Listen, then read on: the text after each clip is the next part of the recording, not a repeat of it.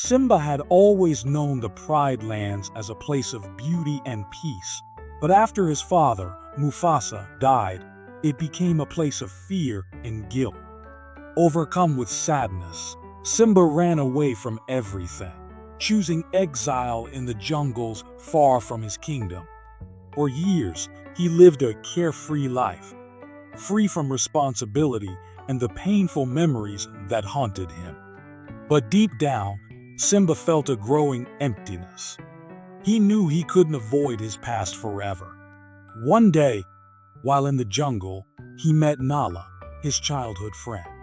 She reminded him of the Pride Lands that were now suffering under the rule of his uncle Scar. "You have to return, Simba," she urged. "The Pride Lands need you." Simba hesitated.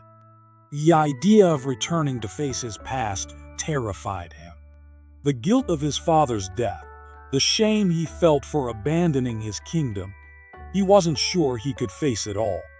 "I'm not the king I was meant to be," he said, his voice filled with doubt. Nala stayed with him, encouraging him to be strong. But Simba couldn't shake his fear. That night, as he lay under the stars, he was visited by Rafiki, the wise baboon. Rafiki led Simba to a mystical pool where Simba saw his reflection. The face of his father, Mufasa, appeared in the water. "Remember who you are," Mufasa's voice echoed, clear and strong.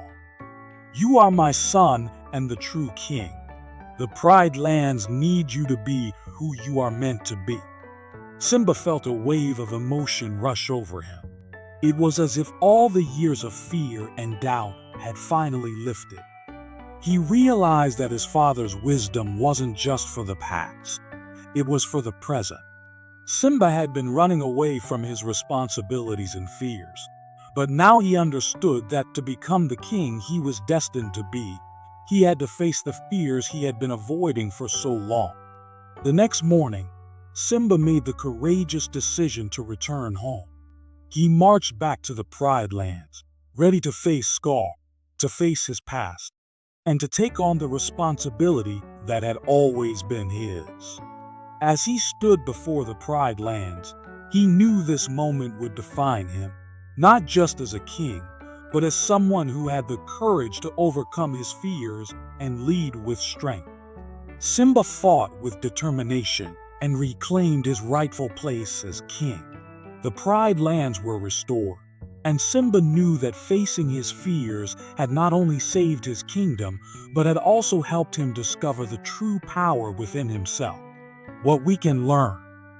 Facing our fears is the key to growth and healing. Only when we confront what holds us back can we step into our true potential.